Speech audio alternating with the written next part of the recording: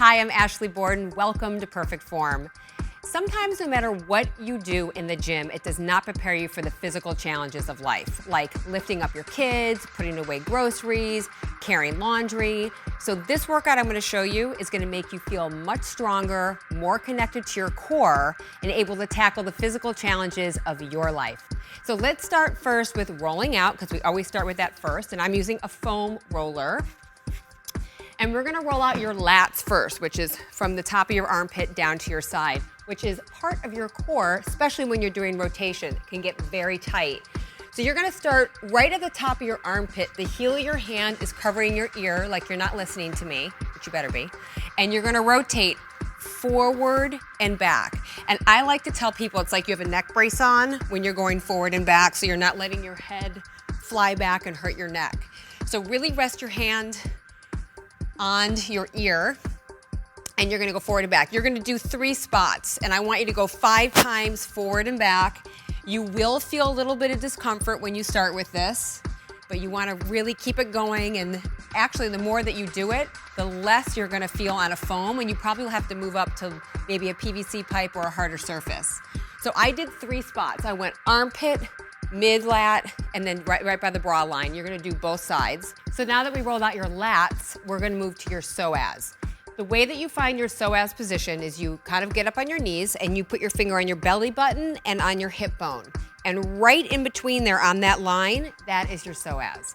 And I'm using a 2-pound weighted ball. You can use a softball also, but it's important that you have the height because you need that to release the psoas. So you put it right on the position, and you're gonna lay all the way down on your side. You would lay all the way down like you're laying in the sun, or you can sit up if you feel like it's more pressure on the psoas. But what I want you to do is make sure that you try to completely release your belly and let it kind of sink into your tummy like an onion opening up.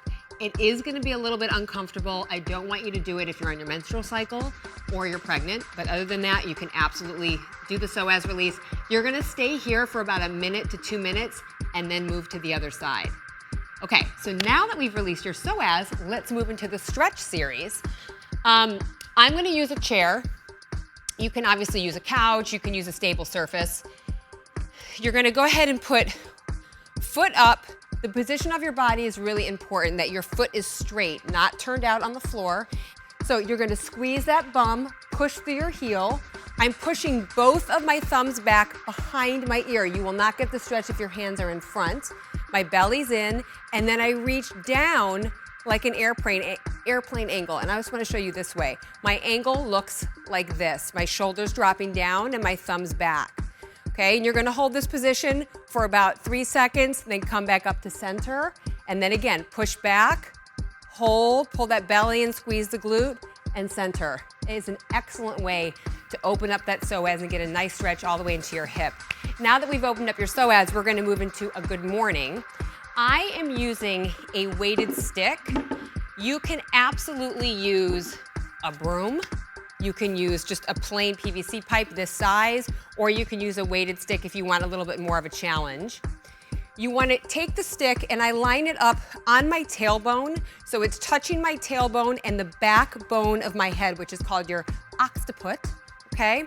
You want to also make sure that your feet are hip bone width apart, and my knees are not collapsing inward. I'm pushing my knees out as I flap back forward and rotate my bum to the ceiling.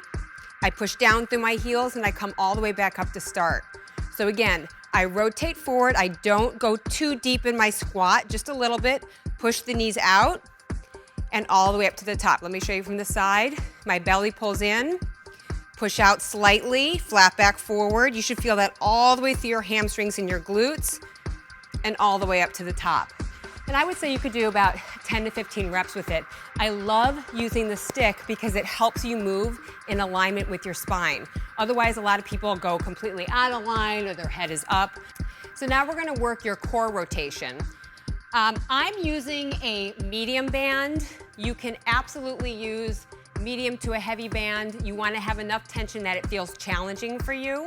I attach it to something that doesn't move, that's about waist height. Again, feet are in a jump position. My hands are interlaced this way. I don't want you to interlace them this way. Okay, so my fingertips are interlaced. I'm gonna bring my shoulders back and down, my belly button's pulled in. I'm gonna extend straight out in front and then pull back to the stomach. Now with this, you wanna make sure that you don't let that shoulder pop up of the challenging side.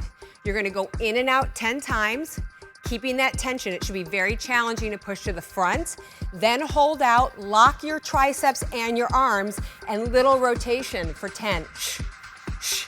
Now notice when I'm rotating, my knees are not collapsing in. I'm not collapsing to the bottom part of my body. Push those knees out, squeeze those glutes, and get that rotation 10 times. One other thing, look at my wrists. I'm not letting my wrists break. Keep them totally straight, shoulders back, and rotate. And of course, you're gonna do both sides. So now we're gonna move to what I call a disco side bridge, which is excellent for the entire core, especially your waist and your obliques.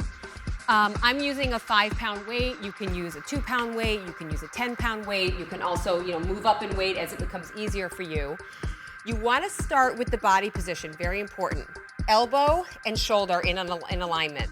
I'm going to flex my feet so my heel is also in line with my elbow. I don't want your feet too far in front or behind you.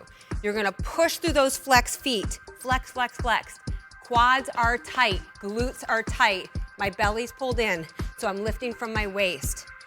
The dumbbell starts very close to the chest, and I'm going to zipper up. And I'm leading with my elbow straight up to the top. Nothing moves in the body. Okay, and you're gonna go 10 repetitions. Up and down. Make sure you're not dropping in that waist.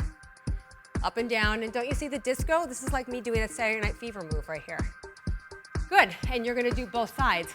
Remember, if that exercise is actually too easy, you can up your reps, or you can make your weight a little bit heavier. And if it's too challenging, you can modify it and have the knees bent. You don't have to have your legs extended all the way out.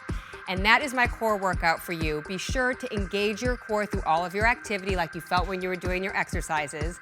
And remember, I always want you to connect to your body.